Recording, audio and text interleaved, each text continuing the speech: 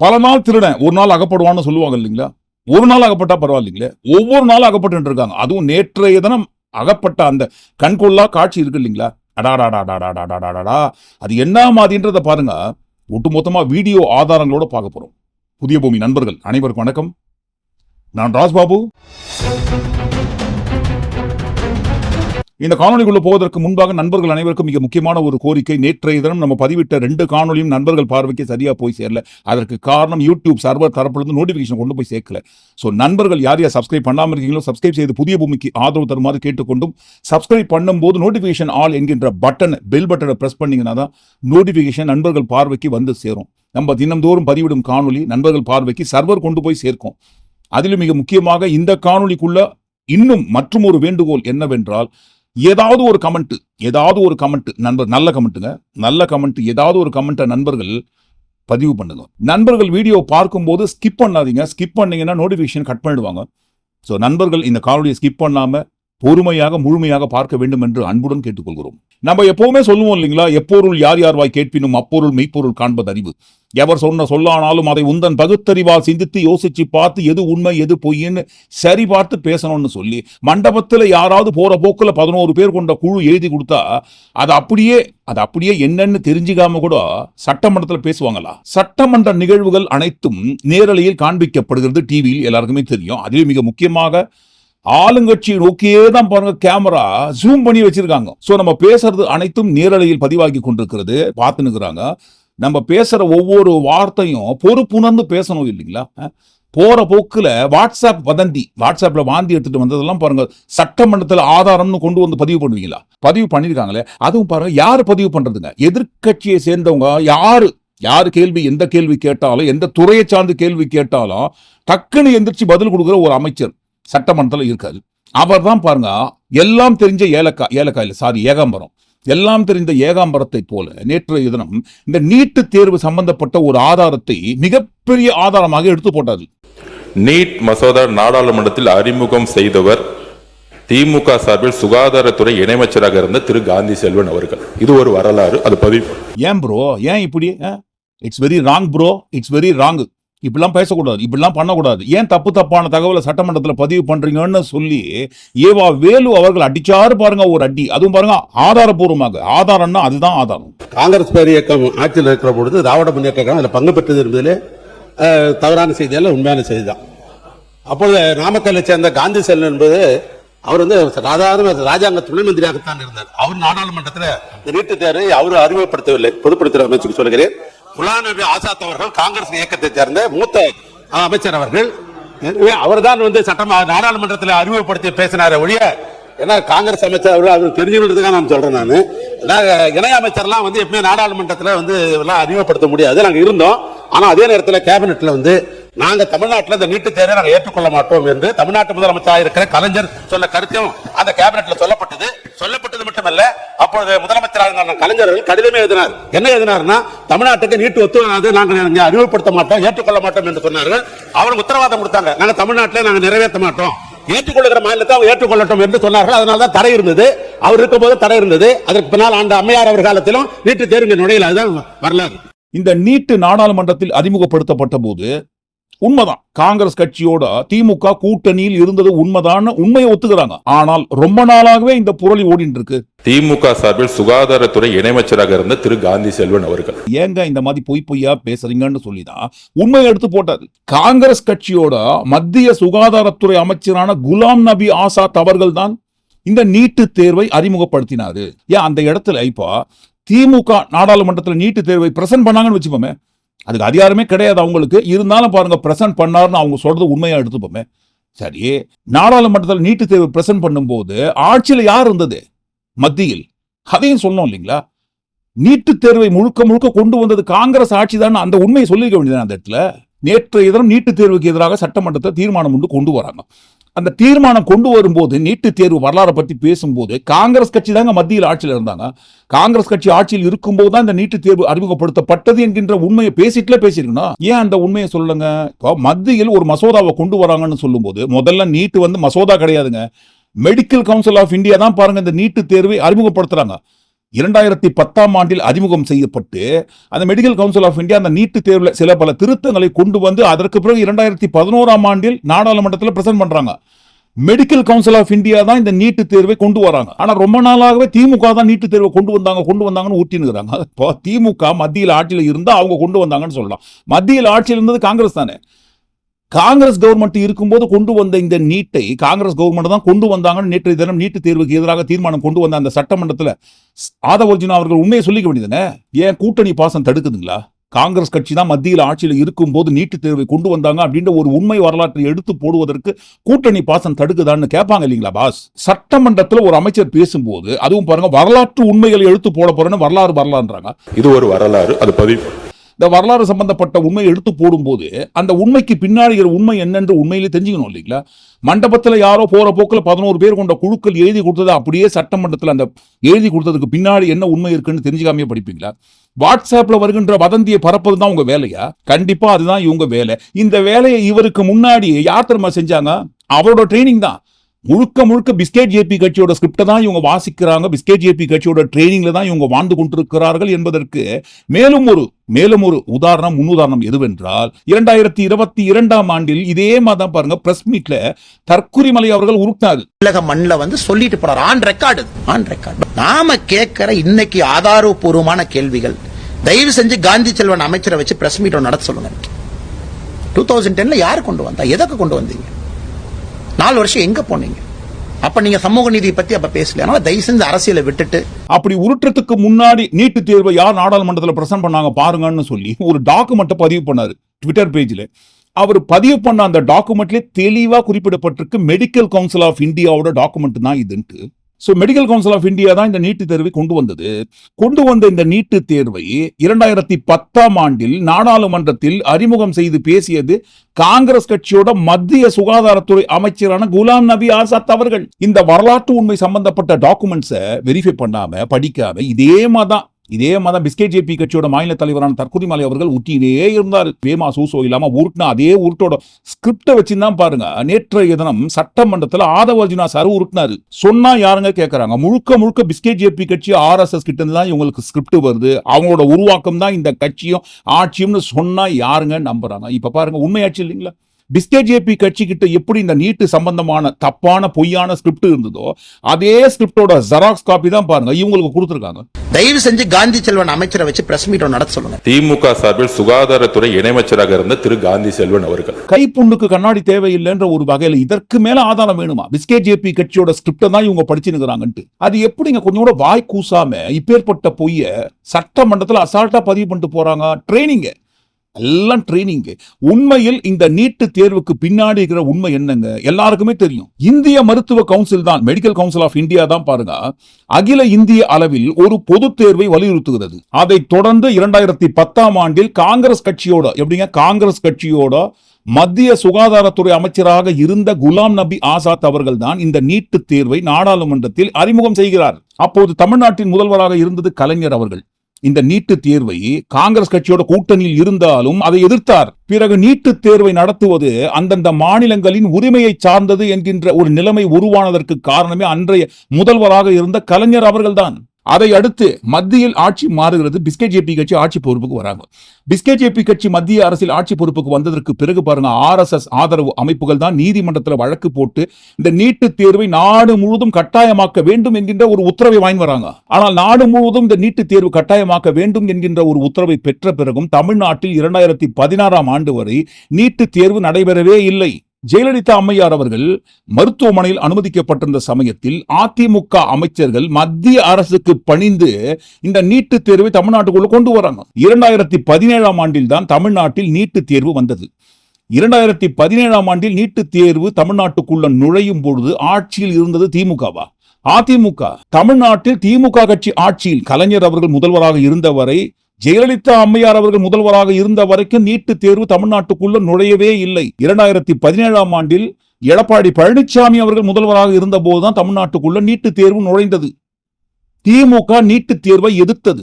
ஆனால் அதிமுக நீட்டு தேர்வை ஆதரித்து தமிழ்நாட்டுக்குள்ள கொண்டு வந்தது. சோ வரலாற்று உண்மைகள் உண்மையா இப்படி இருக்க நாங்க வரலாற்று உண்மைகளை எடுத்து போடுறோம்னு சொல்லி எப்பேற்பட்ட வாய்க்கூசாத வாட்ஸ்அப் வதந்தியும் பிஸ்கெட் ஜேபி கட்சி ஸ்கிரிப்ட் படிக்கிறாருங்க சட்டமன்றத்துல. மறுபடியும் சொல்றாங்க, நீட்டு தேர்வை திமுக தான் பாருங்க அதிகாரத்தை மீறி திமுக தான் பாருங்க நீட்டு தேர்வை நாடாளுமன்றத்தில் பிரசன்ட் பண்ணாங்கன்னு வச்சுப்போம். அப்படி பிரசன்ட் பண்ணும்போது மத்திய அரசில் ஆட்சியில் இருந்தது காங்கிரஸா திமுகவா? காங்கிரஸ் தான் ஆட்சியில் இருந்தாங்க. காங்கிரஸ் கட்சி காப்பாற்றுவதற்காக திமுக மேல ஒட்டுமொத்தமான பழியை தூக்கி போட்டா எப்படிங்க? மறுபடியும் சொல்றோம், நீங்க வேணா கட்சி விட்டு கட்சி எப்படி வேணா மாறி எப்படி வேணா மாத்தி பேசலாம். என்னதான் காங்கிரஸ் ஆட்சியில இந்த நீட்டு தேர்வை கொண்டு வந்திருந்தாலும் இந்த நீட்டு தேர்வை நடத்துவது அந்தந்த மாநிலங்களை சார்ந்த உரிமையை பொறுத்தது என்று கலைஞர் அவர்கள் ஆணித்தரமாக அடித்து சொன்னாரு. சோ கலைஞர் அவர்கள் முதல்வராக இருந்த சமயத்திலும் சரி, ஜெயலலிதா அம்மையார் அவர்கள் முதல்வராக இருந்த சமயத்திலும் சரி, நீட்டு தேர்வு தமிழ்நாட்டில் நடைபெறவே இல்லை. பிஸ்கெட் கட்சியும் அதிமுகவும் கூட்டணி வைத்துக் கொண்டு கூட்டணியாக 2 பேரும் சேர்ந்து தமிழ்நாட்டுக்குள்ள நீட்டு தேர்வை கொண்டு வந்தாங்க. நீட்டு தேர்வுக்கு எதிராக தீர்மானம் கொண்டு வந்து வரலாற்று உண்மையை எடுத்து போடுறோம்னு சொன்னா உண்மையிலேயே இந்த உண்மையில் தான் எடுத்து போட்டுக்கணும். ஆனா பாருங்க, எப்ப பார்த்தாலும் 24 மணி நேரமும் திமுக இதுலயும் திமுகவா? சரி இருக்கட்டுங்க. இப்போ அந்த நீட்டு தேர்வுக்கு எதிராக சட்டமன்றத்துல தீர்மானம் கொண்டு வராங்க இல்லைங்களா? இன்னும் 1 மாசம் கழிச்சு, ஏங்க 2 நாள் கழிச்சு பாருங்க, வரலாற்றில் இதை போன்ற சம்பவம் சட்டமன்றத்தில் நடந்ததே இல்லை. எங்கள் தளபதி முதலமைச்சர் விஜய் அவர்கள் தலைமையில் தான் சட்டமன்றத்தில் முதலாக இப்பேற்பட்ட ஒரு வரலாறு பதிவு செய்யப்பட்டிருக்குது. இதுங்க இந்த நீட்டு தேர்வுக்கு எதிராக தீர்மானம் கொண்டு வந்ததை நாங்க தான் முதல்ல, இதுதான் ஃபர்ஸ்ட் டைம். இதுக்கு முன்னாடி இதை போன்ற சம்பவங்கள் நிறைய நடந்திருக்கு. ஆனா பாருங்க, இதுதான் ஃபர்ஸ்ட் டைம். கண்டிப்பா சொல்லுவாங்க 2 நாள் கழிச்சு, நீட்டு தேர்வுக்கு எதிராக தீர்மானம் கொண்டு வந்தது வரலாற்றில் இதுவே முதல் முறை என்று கண்டிப்பா வேமா சூசோ இல்லாம சொல்லுவாங்க. இந்த நீட்டு தேர்வுக்கு எதிராக தீர்மானம் கொண்டு வருவதற்கு முன்பாகவே திமுக ஆட்சியில் இருக்கும்போது நீட்டு தேர்வுக்கு எதிராக தீர்மானம் கொண்டு வந்திருக்காங்க. ஏங்க, நீட்டு தேர்வுக்கு எதிராக மசோதாவே பாஸ் பண்ணிருக்காங்க. அந்த மசோதாவை குறித்து வரலாற்று பின்னணி ஆதாரங்கள் உண்மையெல்லாம் எடுத்து போட்டா கண்டிப்பா பாருங்க மிக நீளமா ஓடுவதற்கு வாய்ப்பு இருக்கு இந்த வீடியோ. ஸோ அதனால அதுக்குள்ள நம்ம போக விரும்பலங்க. இருந்தாலும் பாருங்க, இதுவே வரலாற்றில் முதல் முறைன்னு கண்டிப்பா பாருங்க கழுத்துல போர்டை மாட்டி 2 நாள் கழிச்சு வருவாங்க. கண்டிப்பா பெருமை பேசுற போர்டெல்லாம் கழுத்துல மாட்டிடுவாங்க, தப்பு கிடையாது. அந்த மாட்டிட்டு வரதுக்கு முன்னாடி கொஞ்சமாவது ஹோம் ஒர்க் பண்ணுங்க சார். எப்பொருள் யார் வாய் கேட்பினும் அப்பொருள் மெய்ப்பொருள் காண்பது அறிவு என்கின்ற திருக்குறளை ஃபாலோ பண்ணி கொஞ்சமாவது எது உண்மை எது பொய்ன்னு படிச்சு பார்த்து தெரிஞ்சுன்னு பிரசன்ட் பண்ணுங்க சார். இப்ப பாருங்க, யார் அசிங்கப்பட்டதுங்க? தமிழ்நாடு முழுவதும் இந்த வீடியோ வைரல். ஒரு பானை சோற்றுக்கு ஒரு சோறு பதம்னு சொல்லுவாங்க இல்லைங்களா? இந்த ஒரு சோறே போதுங்க. இவங்க முழுக்க சட்டமன்றத்துல பொய்யதான் பதிவு பண்றாங்கன்னு இதுக்கு மேல ஆதாரம் வேணுமா? வாயை திறந்தா பொய்யை தாண்டி வேற எதுவுமே இல்லை. அவ்வளவு. ஏங்க, கனிமொழி எம்எல்ஏ அவர்கள் இருக்காங்க இல்லைங்களா? டிவிகே கட்சிக்குள்ள இருக்கிற எம்எல்ஏ கனிமொழி அவர்களை குறித்து சொல்றோம். அவங்க முதலாக என்னுடைய கன்னி பேச்சை நான் இந்த இடத்தில் தொடங்குகிறேன்னு சொல்லி பேச ஆரம்பிச்சாங்க பாருங்க. இதை எப்படிங்க பதிவு பண்ணுவாங்க சட்டமன்றத்தோட குறிப்புகள்ல? உலகம் போற்றும் சிங்கப்பெண் திட்டம் மக்களின் மனதில் அழகிய தமிழ் மகனாக வீற்றிருக்கும் எங்கள் தளபதியார் பெண்களின் பாதுகாப்பிற்கு அச்சுறுத்தல் ஏற்பட்டால் பீஸ்ட் மோடர் கேஸ் என்று விடுவார் என்பதற்கான உதாரணம் எங்கள் முதல்வரின் சிங்கப்பெண் திட்டம். பெண்களை சீண்டுபவர்களுக்கு ஒரு வேட்டைக்காரனாகவும் பெண்களை காவலனாகவும் இருக்கும் எங்கள் மாண்புமிகு தமிழக முதல்வர். பாத்துக்கோங்க, பீஸ்ட் காவல்காரன், வேட்டைக்காரன், அழகிய தமிழ் மகன். ஏன் இந்த குருவி சுறா இதெல்லாம் ஏன் விட்டுட்டீங்க? கடலுக்குள் புகுந்து பாய்ந்து ஊடுருவும் சுறா, குருவியை போல பறந்து எதிரிகளை தாக்கக்கூடிய வல்லமை படைத்தவர். இந்த குருவி சுறாவெல்லாம் சேர்த்து சொல்லிக்க வேண்டியதானே? இந்த சட்டமன்றத்தோட குறிப்புகள்ல இந்த படத்தோட டைட்டில் எப்படி பதிவு பண்ணுவாங்க? அதிலும் மிக முக்கியமாக பீஸ்ட் மோடர் கேஸ். பெண்களுக்கு ஏதாவது ஒரு பிரச்சனைன்னு சொன்னா பீஸ்ட் மோடுக்கே மாயிடு வராம இதை இட்லின்னு சொன்னா சட்னி கூட நம்பாதுன்னு சொல்லுவாங்க இல்லைங்களா? அந்த வகையான ஸ்டேட்மெண்ட்டை கொடுத்து அந்த சட்னியையே நம்ப வைக்கிறதுக்கு முயற்சி பண்றாங்களே. இது இட்லி தான்ப்பா, எப்படியாவது நம்புங்கன்னு சொல்லி.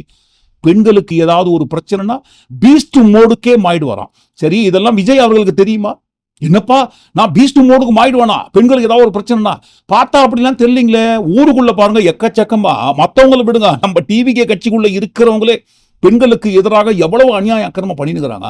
அப்பெல்லாம் நான் எந்த மோடுக்கு மாறலையே, அப்படியே தான்ப்பா இருக்கிறேன். ஆனா இந்த அம்மா நான் புது கதை சட்டமன்றத்துல ரீல சுத்துறாங்க, எனக்கே தெரியாம நான் பெண்களுக்கு ஏதாவது ஒண்ணா பீஸ்ட் மோடா மாறிடுவானா? அப்படியெல்லாம் கிடையாது. அப்படி பீஸ்ட் மோடா மாறணும்னு சொன்னா, அதாவது பாருங்க, டிவிகே கட்சிக்குள்ள இருக்கிற எம்எல்ஏ சரவணன்ல தொடங்கி மாவட்ட சதுர செயலாளர்கள் விஜய் மோகன் வரைக்கும் எவ்வளவு அநியாய அக்கிரம பெண்களுக்கு எதிரான கொடுமைகளை பண்ணினுக்கிறாங்க. தொடர்ந்து பாருங்க டிவிகே கட்சிக்குள்ள இருக்கிற பெண் நிர்வாகிகளும் டிவிகே கட்சிக்குள்ள வர வேண்டும் என்று நினைத்த பெண்களும் எவ்வளவு புகார்களை பதிவு பண்ணுகிறாங்க, நடையா நடந்துக்கிறாங்க. நடவடிக்கை எடுங்கன்னு சொல்லி யாருமே கண்டுக்க மாட்டாங்க. அப்படி இருக்கும்போது நம்ம கட்சிக்குள்ளவே இவ்வளவு அநியாய அக்கிரம பெண்களுக்கு எதிராக நம்ம கட்சியை சேர்ந்தவங்களே நடத்துறத வேடிக்கை பார்த்துக்கிறேன்னா பீஸ்ட் மோடுக்கு ஆயிடுவானா? என்னப்பா, எனக்கே தெரியாம எனக்குள்ள ஒரு மல்டிபிள் பர்சனாலிட்டி டிசார்டர் இருப்பதை முதலாக சட்டமன்றத்தை அறிமுகப்படுத்துறாங்களே. இந்த மாதிரி இன்னும் எம்எல்ஏ வச்சுருக்கிறீங்களா? ஒரு 3-4 துறையோட அமைச்சராக மாத்துங்க. என்ன பாருங்க, நம்ம ஆட்சியில இருக்கிற அனைவரை காட்டிலும் அளவுக்கு அதிகமா ரீல சுத்துறாங்களே. பெண்களின் பாதுகாப்பிற்கு அச்சுறுத்தல் ஏற்பட்டால் பீஸ்ட் மோடிற்கே சென்று விடுவார் என்பதற்கான உதாரணம். இந்த மாவை சாதாரணமா எம்எல்ஏ அளவில் வச்சிருந்தா நமக்கு மரியாதை இல்லாம போயிடும். உடனடியாக ஒரு 4-5 துறையோட அமைச்சராக மாத்துங்க. தாராளமா கொடுங்க. 4-5 துறை அமைச்சர் போஸ்டிங், 40-50 துறை அமைச்சர் போஸ்டிங்க கூட கொடுங்க, வேணாம் சொல்லுங்க. ஆனா அதுக்கு முன்னாடி கொஞ்சமா தமிழை விட்டு வைங்க. அது என்னங்க, சட்டமன்றத்தில் இருக்கிற டிவிகே கட்சியை சேர்ந்தவங்க யாருமே தமிழ் உருப்படியா பேசக்கூடாது, பாதி துண்டா கட் பண்ணி ஸ்டைலிஷான தமிழ் தான் பேசணும்னு வேண்டுதலா? உண்மையிலேயே தமிழ் ஒழுங்கா வரலையா, பேச தெரியலையா, இல்ல வேணும்னே தமிழை கொலை பண்ணி சும்மா வைரல் ஆகணும் அப்படின்றதுக்காக தப்பான தமிழை படிக்கிறீங்களா? அந்த மாதிரி பாருங்க, எல்லாம் பேசுனாங்க. சினிமா டைட்டில் பாருங்க, அப்படியே நீட்டா சொன்னாங்க, அழகிய தமிழ் மகன். அழாலாம் கரெக்டா வரும். அழகிய தமிழ் மகன், பீஸ்ட், காவல்காரன், வேட்டைக்காரன், இக்கெல்லாம் கூட அழகா வரும். ஆனா பாருங்க, நன்றி சொல்லும் போது மட்டும் அது என்ன மன்மத நன்றி. இம்மாமன்றத்தில் எனக்கு வாய்ப்பளித்த மாண்புமிகு பேரவைத் தலைவர் அவர்களுக்கும் எனது மன்மத நன்றியை தெரிவித்துக் கொள்கின்றேன். வாழ்க ஜனநாயகம், வளர்க தளபதி புகழ், வெல்லட்டும் மக்கள் நலன். தமிழ் வணக்கம். மன்மத நன்றி, நியூ வேர்டு ஆக்டிவேட்டட். மன்மத நன்றின்ற ஒரு வார்த்தை இதற்கு முன்பாக தமிழ் அகராதியில் யாராவது படிச்சிருக்கோமா? எங்களுக்கு தெரிஞ்சு நாங்க எங்கேயும் கேள்விப்பட்டது இல்லைங்க. ஒருவேளை முதல் முறையாக புதுசா ஏதோ மன்மத நன்றின்னு அறிமுகம் பண்ணிருக்காங்க போது. சோ நாளை முதல் நியூ வேர்டு ஆக்டிவேட் செய்யப்பட்ட இந்த மன்மத நன்றி என்று சொல்லியே அனைவரும் பேச்சை முடிப்பார்கள் என்று சட்டம் கொண்டு வருவதற்கும் வாய்ப்பு இருக்கு. கண்டிப்பா இல்லையா? பின்ன யார் ஆக்டிவேட் பண்ண new Tamil word? Multiple personality disorder. அதாவது பாருங்க, விஜய் அவர்களுக்குள்ள இதை போல ஒரு பீஸ்ட் மோடு பர்சனாலிட்டி இருக்குன்ற ஒரு உண்மையை சட்டமன்றத்தில் அறிமுகம் செய்தவர். தப்பே கிடையாது. பெண்களுக்கு ஏதாவது ஒரு பிரச்சனைனா பீஸ்ட் மோடு ஆக்டிவேட் ஆகி பீஸ்ட் மோடு பர்சனாலிட்டியா மாறது தப்பு கிடையாது. ஆனா பாருங்க, அந்த மாதிரி ஒரு பர்சனாலிட்டி மாறும்போது கீர்த்தனா அமைச்சர் அவர்கள் எல்லாம் முதல்ல அமைச்சர் பதவியிலிருந்து தூக்கணும்.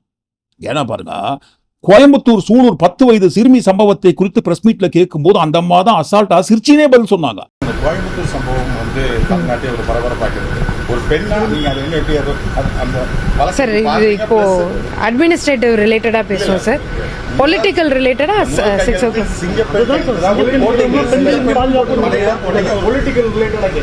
பாலியல் சம்பந்தமா நடந்திருக்கிறதுனால ஒரு பெண் என்ற முறை நீங்க அந்த வழக்கு எப்படி பாக்குறீங்க? அதுக்கு என்ன மாதிரியான நடவடிக்கை எடுத்துருக்கீங்க உங்க அரசு, தாவிக அரசு?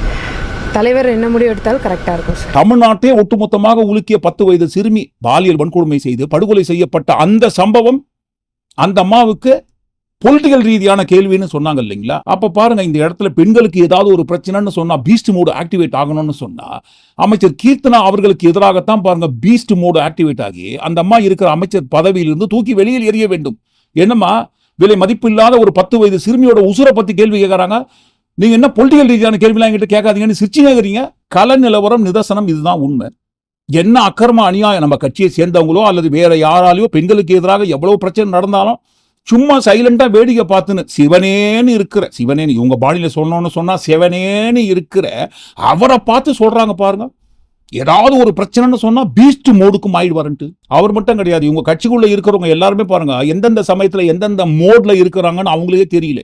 மாத்தி ஏதாவது ஒரு மோட்ல மாறி பொய்யான தப்பான தகவலை கொண்டு வந்து சட்டமன்றத்தில் பதிவு பண்றாங்க. இப்படிதான் பாருங்க, நாங்க 5 வருஷம் டென்ஷன்லயே இருந்தோம்னு திமுக சொன்னாங்க. ஆமாங்க, உங்களுக்கு டென்ஷன் இருக்கதான் செய்யும். ஏன்னா கதவை தட்டுறது அமலாக்கத்துறையா, ஐடி துறையா, இல்ல சிபிஐயான்னு பயந்தே நீங்க 5 வருஷம் இருக்கணும். அதனால உங்களுக்கு அந்த பயம் இருந்தது. எங்களுக்கு அந்த பயம்லாம் கிடையாது. நாங்க நெஞ்சை நிமிர்த்தி இருப்போம்னு இதே மாதிரி தான் பாருங்க சட்டமன்றத்தில் ஒரு எம்எல்ஏ பதிவு பண்ணாரு. கடந்த 5 ஆண்டுகளாக நாங்கள் எப்பவுமே டென்ஷனா தான் இருப்போம் அப்படின்னு. அதுக்கு காரணம் கதவை தட்டுறவங்க ஈடியா விஜிலன்ஸான்னு தெரியாம நாங்க எப்பவுமே டென்ஷனாக.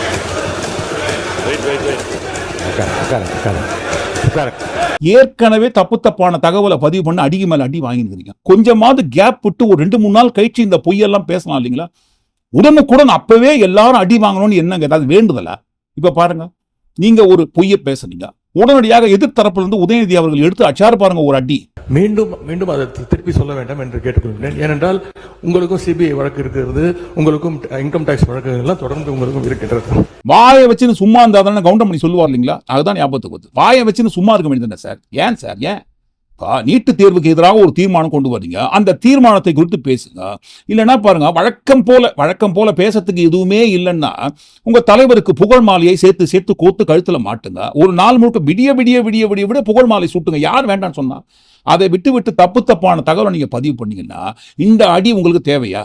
அடுத்து இந்த பக்கம் பட்டிமன்ற பேச்சாளர் யாராவது தயவு செய்து நீங்க அமைச்சர் சார்னு ஞாபகப்படுத்துங்க சார். ஒருத்தர் பொய் மோடு, இன்னொருத்தர் புரளி மோடு, அடுத்த பக்கம் பீஸ்ட் மோடு. இவரு பாருங்க பட்டிமன்ற மோடு. கார் நுழைய முடியாத இடத்தில் கூட எங்கள் தலைவனின் கால்கள் நுழைந்தது. எப்படிங்க? காலு எப்படி ரைமிங்ஸ்? அனிதாவினுடைய வீடுன்னு கூட சொல்ல முடியாது, ஒரு சின்ன குடிசை. கார் நுழைய முடியாத பாதையில் கூட அவருடைய கால் நுழைந்தது. கார் எவ்வளவு பெருசு, கால் எவ்வளவு பெருசு, காரோட அளவுக்கும் காலோட அளவுக்கும் வித்தியாசம் தெரியலீங்களா? இப்போ கார் நுழைய முடியாத இடத்துல டூ வீலர்லாம் கூட நுழையும். ஆனா பாருங்க, ஏதோ கார் சைஸுக்கு கால் இருக்கிற மாதிரி கார் அளவையும் கால் அளவையும் கம்பேர் பண்ணி பேசாரு. கார் எவ்வளவு பெருசு இருந்தாலும் பாருங்க, சம்பந்தமே இல்லாத அளவை ஒப்பிட்டு பேசாரு. கார் நுழைய முடியாத இடத்தில் எங்கள் தலைவனின் கால்கள் நுழைந்ததுன்ட்டு நுழையட்டும், தப்பு கிடையாது. அவங்க கேட்டது என்னங்க? எதிர் தரப்பில் இருந்து அனிதாவுக்கு போனாங்க சார், அது கரெக்ட். இப்ப ஜூன் 21 மறுதேர்வுக்கு முன்னாடி சேலத்துல சேர்ந்த கோபிகா, தருமபுரி ரோஷினி, கிருஷ்ணகிரி வெற்றி ஆனந்தன் 3 தமிழர்கள் நீட்னால இறந்தாங்க. இதுக்கு யார் சார் போனது? இதெல்லாம் கேட்டாங்க. நீட்டு தேர்வினால் பாதிக்கப்பட்ட மற்ற மாணவர்களின் குடும்பத்தை ஏன் போய் பார்க்கல? உடனே பாருங்க, அனிதா ஞாபகம் இருக்குங்களா? கார் நுழைய முடியாத இடத்தில் எங்கள் தலைவனின் கால்கள் நுழைந்தது. அப்பதான் அந்த ரைமிங் வந்தது. தப்பு கிடையாது, பட்டிமன்ற மூடு ஆக்டிவேட் ஆகி ரைமிங்க பேச தப்பு கிடையாது. ஆனா பாருங்க, இந்த அனிதா மரணம், அரசியல் கட்சி தொடங்குவதற்கு முன்பாகவே நீட்டு தேர்வுக்கு எதிராக கொண்டு வருகின்ற தீர்மானம் அப்படின்னு பெருமை பேசுறது தப்பு கிடையாதுங்க. ஆனா பாருங்க, கட்சி ஆரம்பிப்பதற்கு முன்பாகவோ கட்சி ஆரம்பித்த பிறகோ உங்களோட நிலைப்பாடு வேற மாதிரியாக இருந்தது. ஆனா இப்ப முற்றிலும் வேற மாதிரியா மாறிடுச்சு. நீட்டு தேர்வுக்கு எதிராக தீர்மானம் கொண்டு வரதும் இவங்க தான். ஆனா அதே நீட்டு தேர்வை எதிர்த்து தமிழ்நாட்டில் போராட்டம் பண்ற மாணவர்களை அப்படியே பாருங்க, குண்டு கொட்டா தூக்கி கொண்டு போய் கைது பண்ணி உள்ள உட்கார வைக்கிறதும் இவங்க தான். இன்னைக்கு பேசுறாங்களே, நீட்டு தேர்வுக்கு எதிராக நம்ம தீர்மானத்தை கொண்டு வந்து ஆக்கப்பூர்வமான விஷயத்தை குறித்து பேசினுக்கிறோம். இதில் அரசியல் செய்ய தேவையில்லைன்னு சொல்லி எல்லாமே அரசியல் தாங்க. எதுலதான் அரசியல் இல்ல? எல்லாத்தையும் அரசியல் இருக்கு. நீட்டு தேர்வை கொண்டு வந்ததே ஒரு அரசியல் தானே. இத்தனை முறை கூறியும் அவர் மீண்டும் அரசியலை பேசிக் கொண்டிருக்கிறார். அண்ணனுக்கு ஒரு நினைவூட்டல். ஏன் நீங்க எதிர்கட்சியாக இருக்கும்போது அரசியல் பண்ணாம அவியலா பண்ணிருந்தீங்க? அரசியல் தானே பண்ணீங்க. சும்மா சாதாரண ஒரு சின்ன விஷயத்தை கூட மைக்ரோஸ்கோப் லென்ஸ் வழியாக பார்த்து பூதாகரமாக்கல. உங்களுக்கு வரும்போது ரத்தம், மற்றவங்களுக்கு வந்தா தக்காளி சட்னியான்னு கேட்பாங்க இல்லைங்களா? இப்ப எதிர்கட்சியாக இருக்கிறவங்க நீட்டு தேர்வுக்கு எதிராக தீர்மானம் கொண்டு வரதும் இவங்க தான். இந்த நீட்டு தேர்வை குறித்து பேசும்போது அரசியல் பேசாதீங்கன்னு சொல்றதும் இவங்க தான். இவங்களே தான் பாருங்க, நீட்டு மட்டும்தான் உலகமா? எவ்வளவோ படிப்புகள் இருக்கு, எவ்வளவோ வேலைகள் இருக்கு, அதையெல்லாம் விட்டுட்டு நீட்டு மட்டும்தான் உலகமான்னு கேட்டது யாரு? ஆட்சிக்கு வர்றதுக்கு முன்னாடியே பேசின நம்முடைய மாண்புமிகு சிஎம் சார் அவர்கள் நீட் மட்டும்தான் உலகமா, வேற படிப்பே இல்லையான்னு கேட்டாரு. நீட்டு தேர்வுக்கு எதிராக தீர்மானம் கொண்டு வரவங்க அதை பத்தி மட்டும் பேசுங்க, அரசியல் பேசாதீங்கன்னு சொல்ற இவங்க தான் நீட்டு தேர்வு மட்டும்தான் படிப்பாங்க. இது கூட பரவாயில்ல, மின்சாரத்துறை அமைச்சர்கள் ஒருபடி மேல போய் ஒரு விஷயத்தை சொன்னாரு. பிளம்பர், கார்பெண்டருக்கெல்லாம் நிறைய தேவை இருக்கு, அந்த தொழிலெல்லாம் கத்துக்கலாமேன்னு சொன்னாரு. அவர் ஏற்கனவே இருந்த RSS கொள்கை பாணியில குலக்கல்விக்கு ஆதரவா பேசி இருக்கிறாரு. பஞ்சாயத்து தலைவர் நம்ம சிடிஆர் சார் தான் சொன்னாரு, நீட்டு தேர்வு மட்டும் தான் படிப்பாங்க, தேவையில்லாம ஏங்க அந்த நீட்டை ஃபாலோ பண்ணி போய் டைமை வேஸ்ட் பண்றீங்க, இந்த மாதிரி வேலைகளுக்கெல்லாம் நிறைய டிமாண்ட் இருக்கு, இதையெல்லாம் படிங்கன்னு சொல்லி நம்ம சிடிஆர் சார் தான் சொன்னாரு. ஆனா சொல்ற அவர் வீட்டு பிள்ளைகளை இந்த பிளம்பர், எலக்ட்ரிஷியன், கார்பெண்டர் இந்த வேலைகள்லாம் சேர்த்து விட வேண்டியதானே, ட்ரைனிங் கொடுக்க வேண்டியதானே, இந்த வேலையெல்லாம் படிக்க சொல்லி அந்த வேலையை ஃபாலோ பண்ணிட்டு போக வேண்டியதானே. முதல்ல சொல்ற நீங்க ஏன் சார் அமைச்சரானீங்கன்னு யாராவது கேட்கணும் இல்லைங்களா? உங்க வீட்டு பிள்ளைகள்லாம் பெரிய படிப்பு படிச்சு செட்டில் ஆவாங்க. உங்க வீட்டு பிள்ளைகளோட கோழா ரிப்பேர் ஆயிடுச்சுன்னா மற்ற வீட்டு பிள்ளைகள்லாம் படிக்கிறத நிறுத்திட்டு பிளம்பர் ஆகி அவங்க வீட்டு கோழாவெல்லாம் ரிப்பேர் பண்ணணும். உங்க வீட்டு பிள்ளைகள்லாம் நல்லா வெளிநாட்டில் படிச்சு வெல் செட்டில் ஆயிடுவாங்க. இதே மற்ற வீட்டு பிள்ளைகள் செட்டில் ஆன உங்க வீட்டு பிள்ளைகள் வீட்டில் வந்து கார்பெண்டர் ஒர்க் பண்ணணும். கட்சிக்குள்ள இருக்கிற கட்சி அளவில் இருக்கும்போது யாரா பேசினா பரவாயில்ல, ஆனா பொறுப்புள்ள அமைச்சர் பதவியில் இருந்து கொண்டு இதை போல பேசுற இவங்களே தான் நீட்டு தேர்வுக்கு எதிராக சட்டமன்றத்தில் தீர்மானம் கொண்டு வந்திருக்கோம், அதை பத்தி மட்டும் பேசுங்க, அரசியல் பேசாதீங்கன்னு. இது மாணவர்களுடைய எதிர்கால பிரச்சனை. இந்த தீர்மானத்தில் அரசியல் தேவையில்லை. ஆதரவு மூடுங்க, கூட்டணி கட்சியை காப்பாற்ற மூடுங்க, மரணமுட்டு கூட்டணி கட்சிக்கு மரணமுட்டு கொடுக்கிற முட்டு போடுங்க. காவிரி நீர் விவகாரம் பற்றி எரிந்து கொண்டிருக்கிறது. அதை திசை திருப்புவதற்காக மடைமாற்றம் செய்வதற்காக டீலிமிட்டேஷன் பிரச்சனையை கொண்டு வந்தாங்க. அடுத்து பாருங்க, காங்கிரஸ் கட்சியை காப்பாற்றுவதற்காக நீட்டு தேர்வுக்கு எதிராக தீர்மானம்னு கொண்டு வராங்க. இந்த நீட்டு தேர்வுக்கு எதிராக தீர்மானம் பல முறை பாருங்க சட்டமன்றத்தில் இதற்கு முந்தைய ஆட்சியாளர்களால் கொண்டு வரப்பட்டது. மறுபடியும் சொல்ற, நீட்டு தேர்வுக்கு எதிராக மசோதாவே பாஸ் பண்ணாங்க. இதை குறிப்பிட்டு தான் ஆரம்பத்திலேயே சொன்னோம், பல நாள் திருடன் ஒரு நாள் அகப்படுவான்னு சொல்லுவாங்க இல்லைங்களா? ஆனா ஒவ்வொரு நாளும் அகப்பட்டு நிற்கிறாங்க. நேற்றைய தினம் அகப்பட்ட அந்த விஷயம் இருக்கு. நம்பர் 1, நாம கேட்கிற இன்னைக்கு ஆதாரபூர்வமான கேள்விகள் தயவு செஞ்சு காந்தி செல்வன் அமைச்சரை வச்சு பிரஸ் மீட் நடத்த சொல்லுங்க. நீட் மசோதா நாடாளுமன்றத்தில் அறிமுகம் செய்தவர் திமுக சார்பில் சுகாதாரத்துறை இணையமைச்சராக இருந்த திரு காந்தி செல்வன் அவர்கள். இது ஒரு வரலாறு. அது பதிவு. வாயை திறந்தாலே பொய்யை தவிர நாங்க எதுவுமே பேச மாட்டோம் என்பதுதான் ஒட்டுமொத்தமாகவே இந்த டிவிகே என்கின்ற கட்சிக்கு பின்னாடி இருக்கிற உண்மையான வரலாறு. நீங்க என்ன நினைக்கிறீங்க? ஒட்டுமொத்தமா எல்லாத்தையும் கூட்டி கேச்சு இந்த காணொலிக்குள்ள வந்த எல்லா அக்கிரம அநியாய ஆகப்பட்ட விஷயங்களை குறித்து நீங்க என்ன நினைக்கிறீங்கன்னு கண்டிப்பா தவறாம உங்க கருத்துக்கள் பதிவு பண்ணுங்க. மீண்டும் நாளை காணொலி நாம் சந்திப்போம். நன்றி, வணக்கம்.